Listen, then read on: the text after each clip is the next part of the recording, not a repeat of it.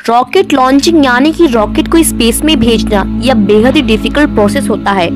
कई सालों की मेहनत के बाद जब रॉकेट लॉन्च किया जाता है तो हम सभी की निगाहें उधर ही टिकी होती हैं। आपने टीवी या फिर किसी अन्य मीडियम से रॉकेट को लॉन्च होते हुए जरूर देखा होगा, पर वो कुछ अलग इंसान ही होते हैं जो इसे अपनी आंखों के ठीक सामने आसमान की तरफ जाता हुआ देख पाते हैं।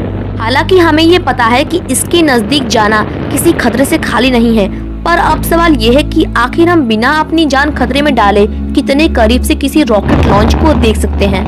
तो सबसे पहले बात कर लेते हैं किसी भी रॉकेट लॉन्च में होने वाले रिस्क की, क्योंकि इसी के वजह से हमारा रॉकेट के करीब जाना डिपेंड करता है। सबसे पहला खतरा जो रॉकेट लॉन्चिंग को लेकर होता है वो है रॉकेट एक्सप्लोजन यानी कि उसके फटने का। आपको बता दें कि किसी हैवी रॉकेट के फटने पर 1.8 किलो टन की एटॉमिक बम जितनी एनर्जी निकलती है। यहाँ पर खतरे की सीमा रॉकेट से लगभग 1.5 से 2 किलोमीटर की रेडियस तक ही रह सकती है। इसके करीब जाकर आपके घायल होने की पॉसिबिलिटीज बेहद बढ़ जाती है। पर जरूरी नहीं कि सभी रॉकेट एक्सप्लोड हो जाएं। जान लीजिए कि रॉकेट लॉन्चिंग का सक्सेस रेट अब तक ऑलमोस्ट 97% से भी ज्यादा है, यानी कि किसी रॉकेट एक्सप्लोजन की पॉसिबिलिटीज अब बेहद कम है। इसी सक्सेसफुल रॉकेट लॉन्च में आमतौर पर हमें खतरा इसकी टॉक्सिक गैसेस, हीट और साउंड से हो सकता है। टॉक्सिक गैसेस को लेकर अगर बात की जाए तो आमतौर पर रॉकेट में इस्तेमाल किए जाने वाले प्रोपेलेंट्स टॉक्सिक मेटल बाहर नहीं छोड़ते।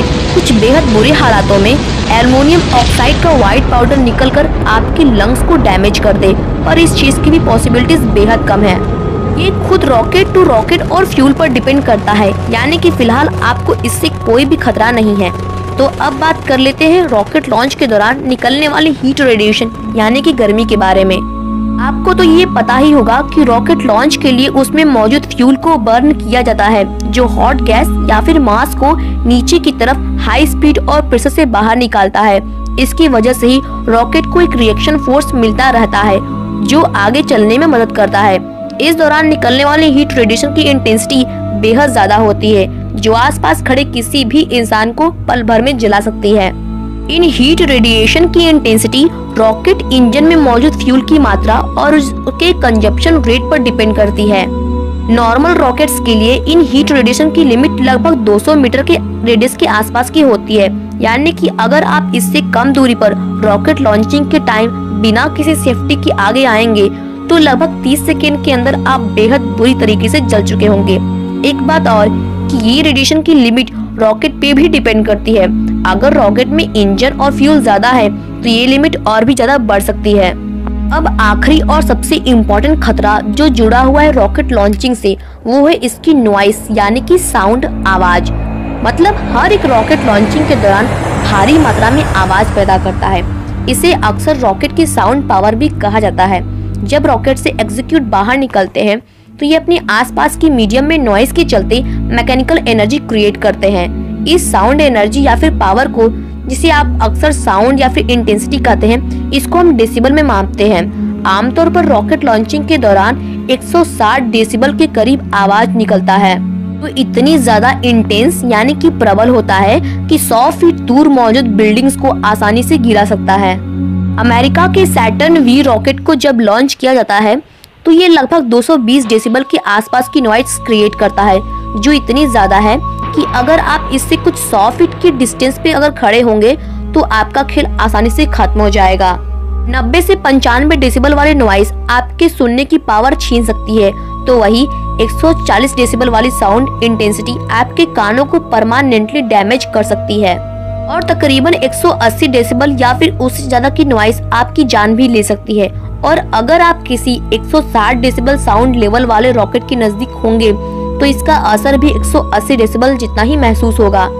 यहाँ ध्यान देने वाली बात यह है कि साउंड की इंटेंसिटी जो हम डेसिबल में मापते हैं वो डिस्टेंस पर भी डिपेंड करती है, यानी कि जैसे जैसे किसी साउंड सोर्स से डिस्टेंस बढ़ता जाता है तो साउंड की इंटेंसिटी भी घटने लगती है।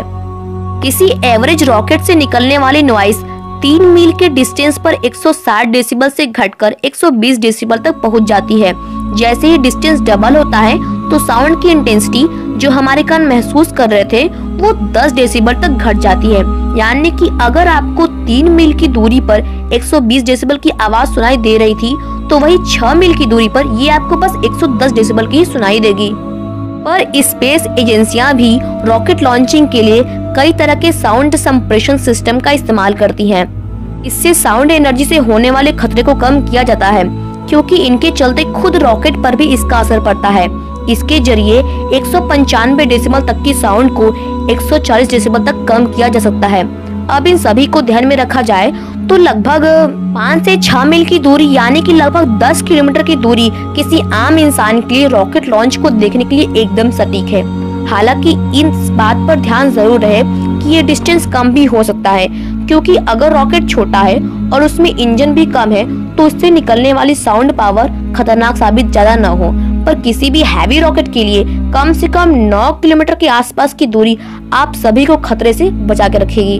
अब तो आप समझ ही गए होंगे कि अगर आपको रॉकेट सच में लॉन्च होते हुए देखना है तो आपको कितनी डिस्टेंस वहां से मेंटेन करनी है। तो आज के लिए बस इतना ही। Thanks for watching.